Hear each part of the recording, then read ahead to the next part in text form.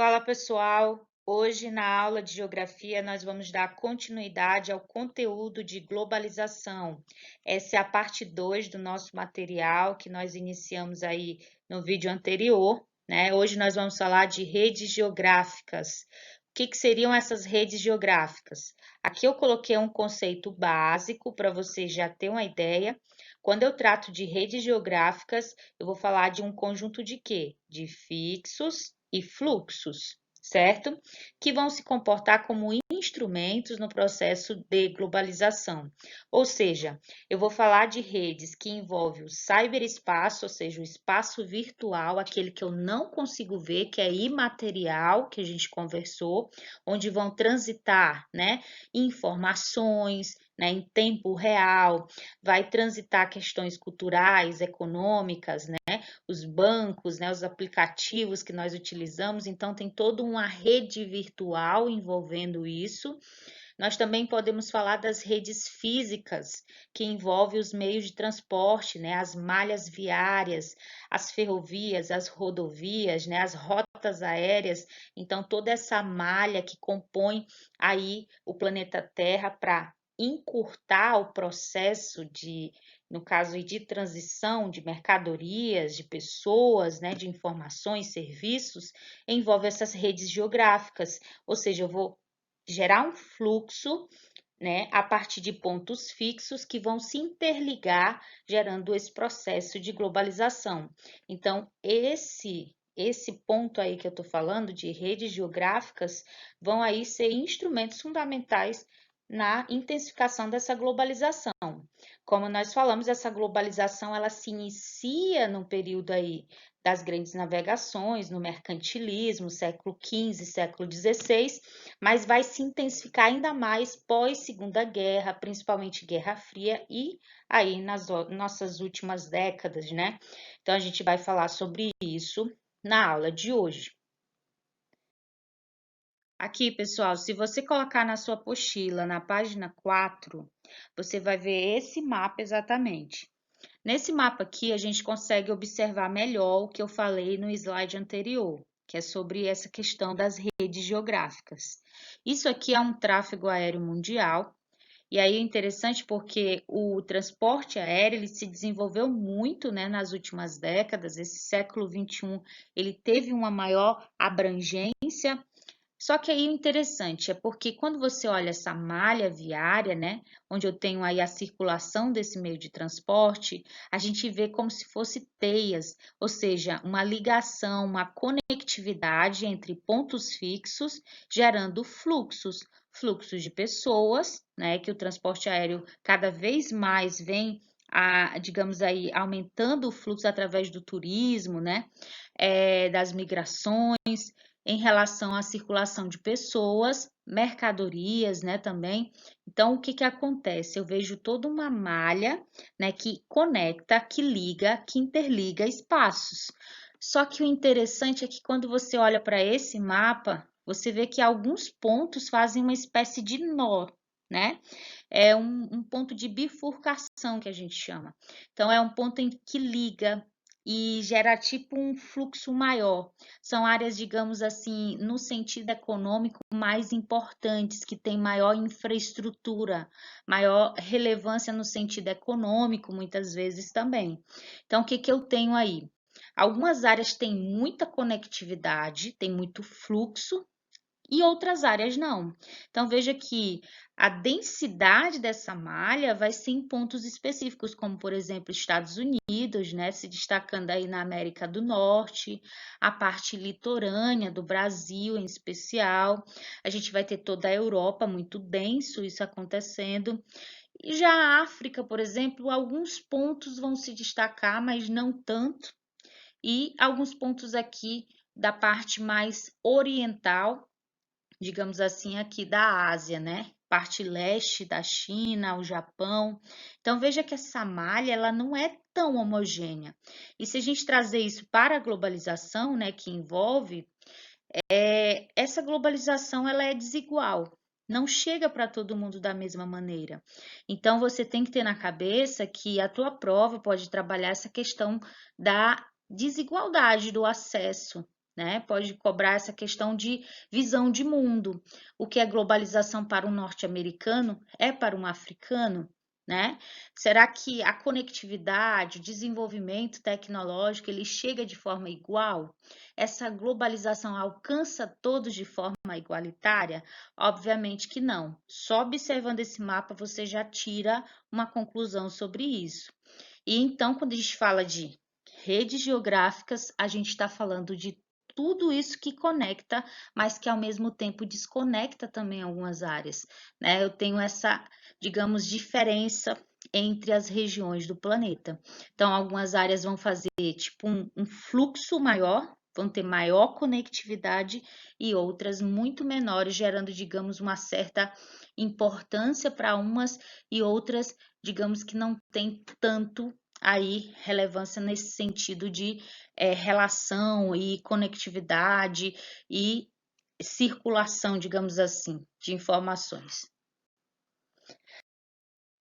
Aqui nesse mapa é para você entender 3 conceitos básicos em relação aos meios de transporte, em relação a esse fluxo, tá? Então, aqui nesse mapa, nós temos um mapa do território francês.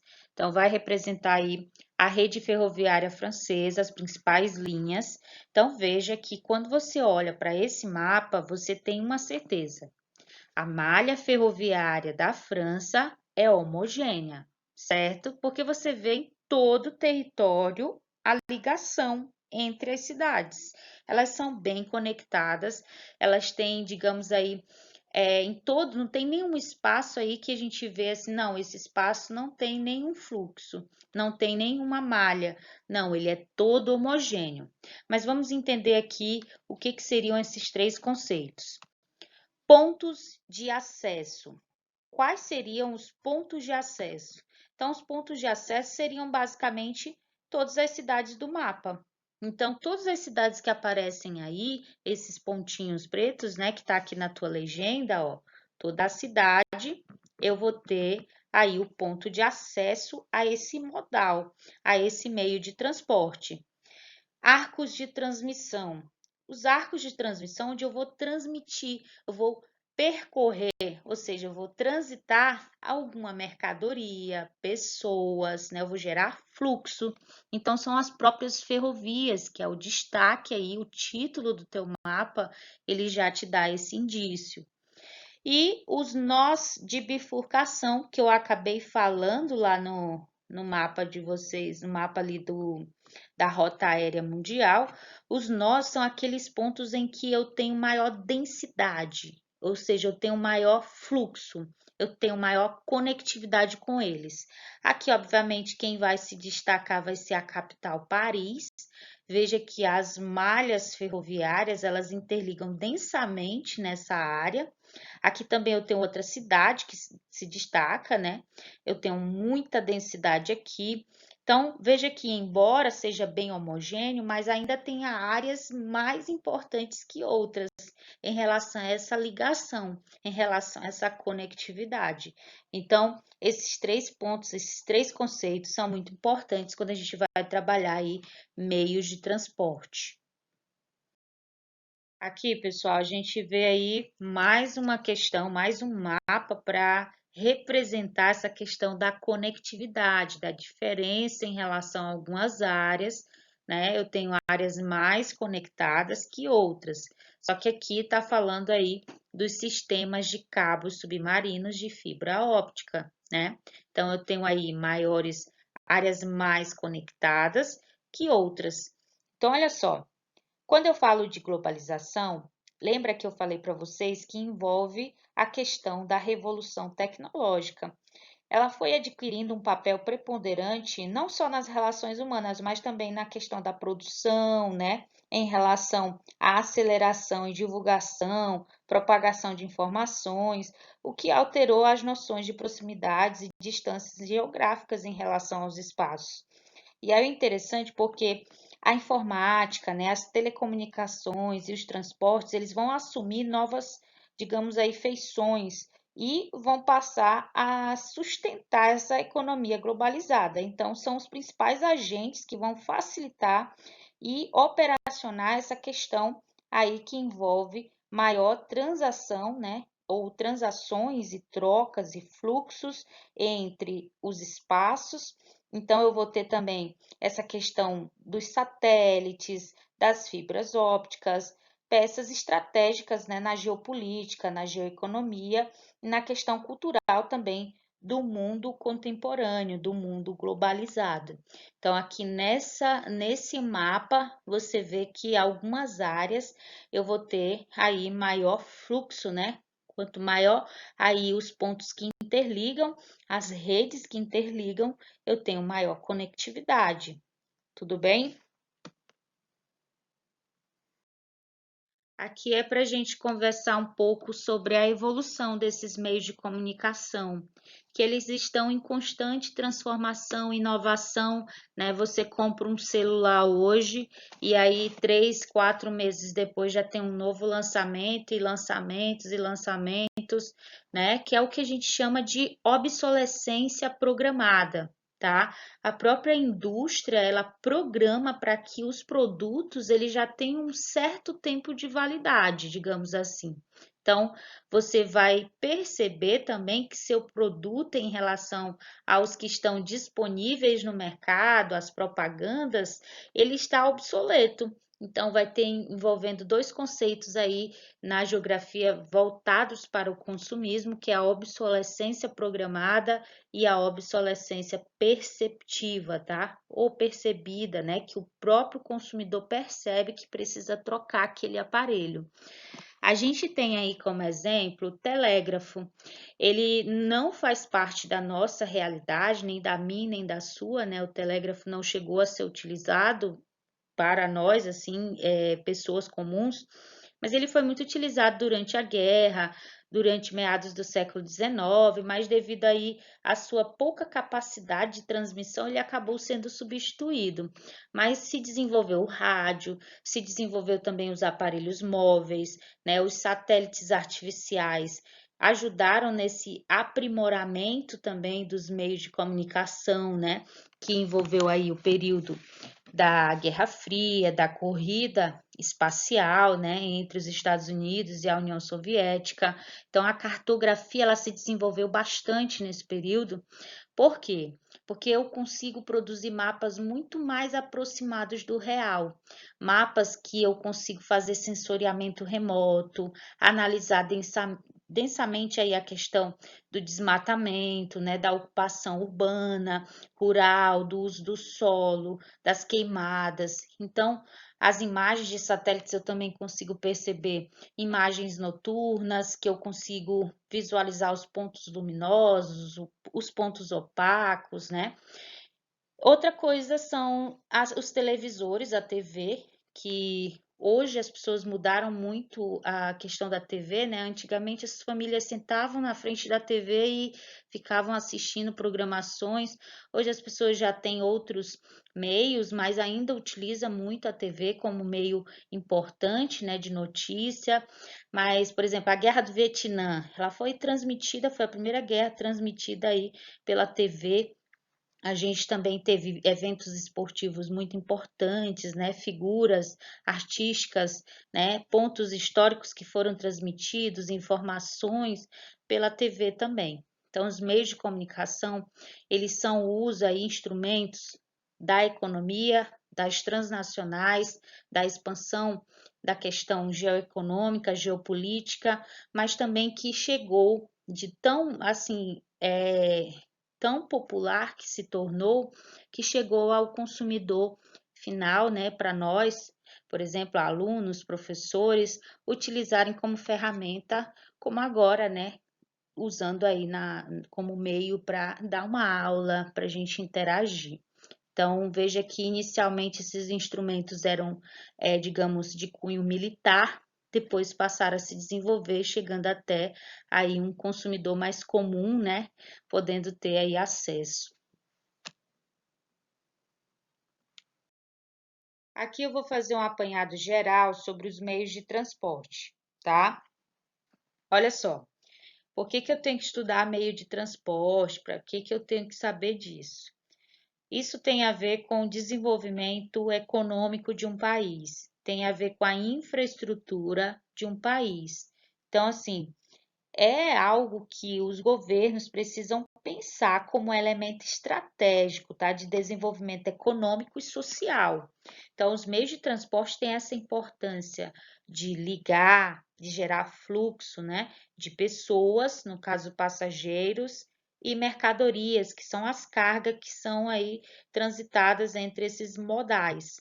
Ah, importante, quando eu falo modal, eu estou falando da rede de transporte, o modal hidroviário, o modal rodoviário, o modal aéreo e assim sucessivamente. Então, olha só, a ideia dos meios de transporte é o percorrer um espaço maior em um tempo menor. Então, por isso que os meios de transporte eles foram se desenvolvendo. Inicialmente, a gente tem aí as máquinas a vapor, que foram aí, digamos aí, o ponto-chave da primeira revolução industrial, e a partir daí nós vamos ter aí o desenvolvimento, né, dos outros meios que vão se aprimorar, inclusive, né, o transporte ferroviário nos dias atuais, tá? Vamos começar aqui falando sobre o hidroviário ou também chamado de aquaviário, tá?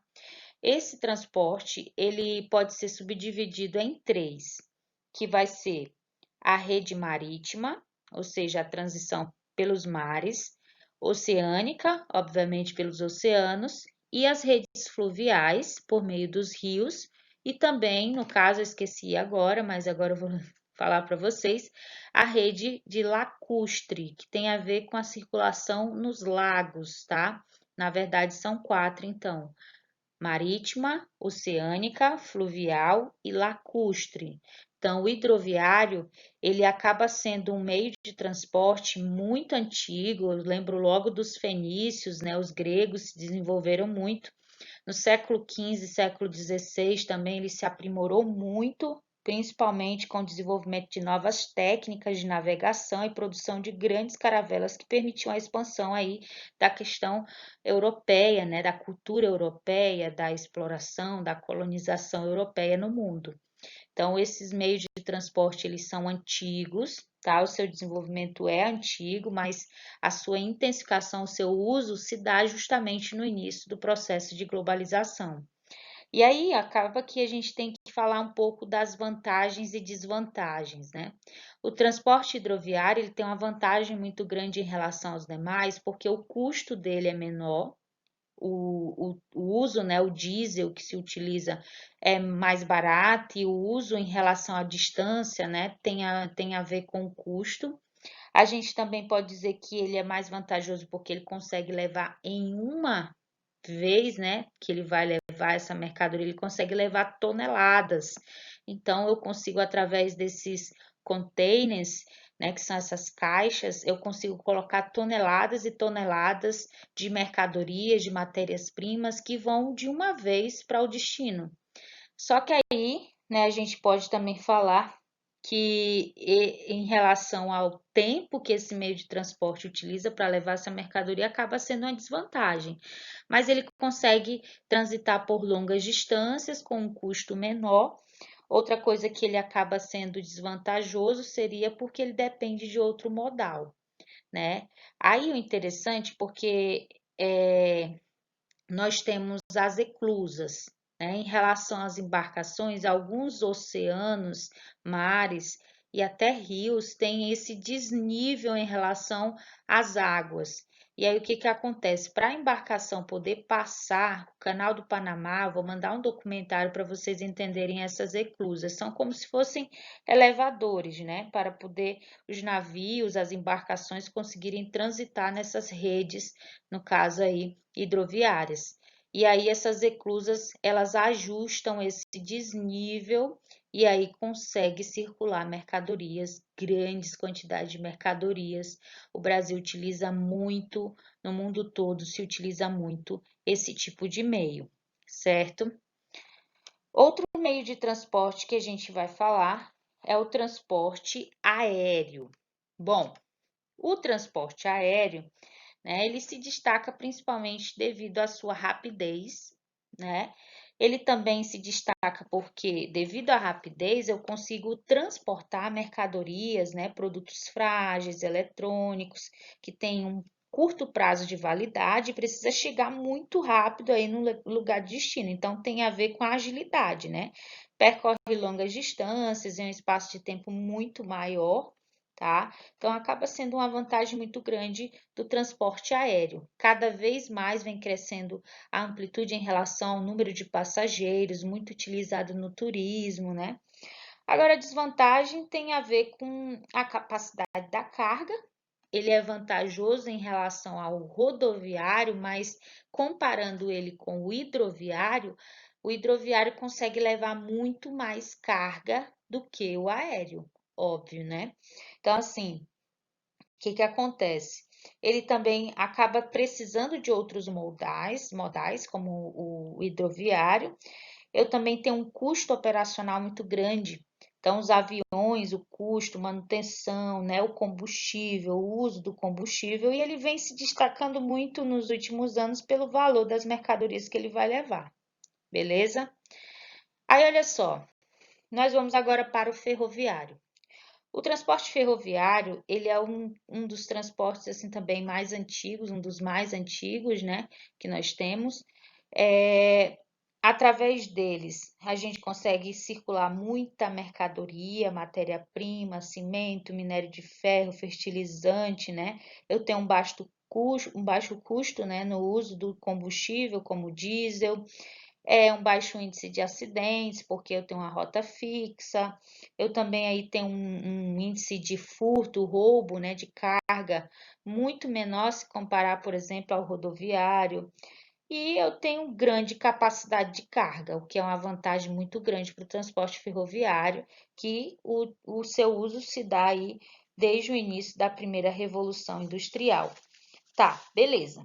Mas aí quais seriam as desvantagens? Ele vai depender de outro modal. A velocidade também tem a ver com a questão da agilidade e tem também a ver com a rota fixa, a manutenção dessas rotas. Então acaba o Brasil, ele vem entrando em desuso em relação a essa malha ferroviária em detrimento do rodoviário. Por quê? As políticas, né, voltadas para o desenvolvimento industrial do Brasil priorizou o transporte rodoviário. O ferroviário, ele ainda é utilizado, mas muito mais para transporte das commodities, né, de mercadorias. Agora vamos para o transporte que tende mais a cair em prova, que é o transporte rodoviário. Então, ele é o mais utilizado no Brasil. Mais de 60% da nossa circulação de mercadorias dentro do território, né, de pessoas, é do transporte aí rodoviário. Possui uma flexibilidade muito maior, né, no trajeto. Eu consigo parar, eu consigo, dependendo da distância, do objetivo, eu consigo levar a mercadoria, deixar levar ao ponto inicial do início e do fim dessa mercadoria. Eu tenho também maior acessibilidade, não necessita de outro modal, né? Facilidade na contratação dos serviços também dessa mercadoria, das transportadoras, então acaba sendo muito vantajoso. O Brasil vivenciou, né, recentemente a crise dos caminhoneiros e a gente percebeu claramente quanto que esse transporte foi priorizado aí nas políticas, principalmente desenvolvimentistas da década de 50, né? Juscelino Kubitschek em especial, mas posterior a ele também continuou essas políticas priorizando o transporte rodoviário no Brasil. Agora sim, ele é desvantajoso em relação ao quê? Bom, aí a gente até falei que em relação a roubo de cargas, né? O motorista ele é muito vulnerável nas estradas, os pedágios também, o custo, combustível. Aí a gente poderia associar também a poluição, né? Todos de alguma forma geram poluição. Depende do ritmo de trânsito, congestionamento, também tem um ponto a ver. A gente pode falar também que a carga é limitada, a capacidade de carga em relação aos outros modais, mas é aí o que nós mais utilizamos. E o dutoviário, eu acredito que você geralmente não ouve muito falar nele, mas ele tem a ver com transporte aí através dessas tubulações, né? Através de dutovias, eu consigo transportar, por exemplo, mercadorias que envolvem gás natural, através dos gasodutos, oleodutos, minerodutos. Então, eu consigo transportar carvão. No caso aí, dutoviário, ele pode ser subterrâneo ou não, tá? Mas a maioria é subterrâneo. Então, por exemplo, quando o Brasil importa o gás natural da Bolívia, vem por meio desse transporte dutoviário. Ele não tem na apostila de vocês, mas é interessante para falar aí da circulação no caso de matéria-prima, beleza? Aqui, para finalizarmos, nós vamos falar um pouco sobre o turismo global, que é uma coisa que envolve muito a globalização, é uma das manifestações evidentes desse processo, né, no sentido econômico, cultural, né? Então, quando eu falo de economia, eu falo do turismo. Tem cidades que se desenvolvem, né, com o turismo, geram empregos diretos, indiretos, formais, informais, redes hoteleiras, né, expansão dos voos domésticos e internacionais. Então, essas áreas que são turísticas, tem toda uma economia vinculada a ela. Então, tem o restaurante que você vai comer, tem aí a rede, né, no caso aí, hoteleira, tem aí em relação à empresa aérea que você escolhe, tem a ver quando você está na praia, o emprego informal, pessoas oferecendo produtos, serviços, né?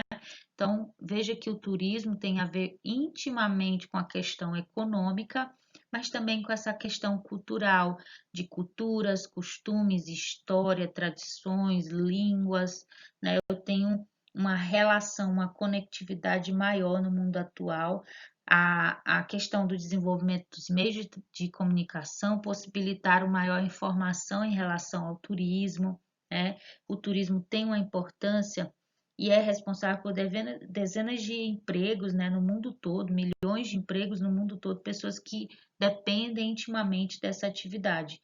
Então, outra coisa que eu não posso esquecer de falar para vocês é que o turismo, devido ser áreas atrativas, né, acaba recebendo infraestruturas importantes como rede de transporte, rede de serviços, né, e acaba se estruturando devido aí a essa atividade que se desenvolve. Então, às vezes o turismo ele pode ser também vinculado à questão ambiental, à questão histórica, né? Então, o turismo é um exemplo também dessa expansão da globalização. A nossa aula de hoje é essa, tá, pessoal? Espero que vocês tenham entendido mais ou menos aí como funciona. A gente vai continuar aí no próximo vídeo o conteúdo. Qualquer dúvida, entre em contato comigo. Obrigada quem chegou até aqui.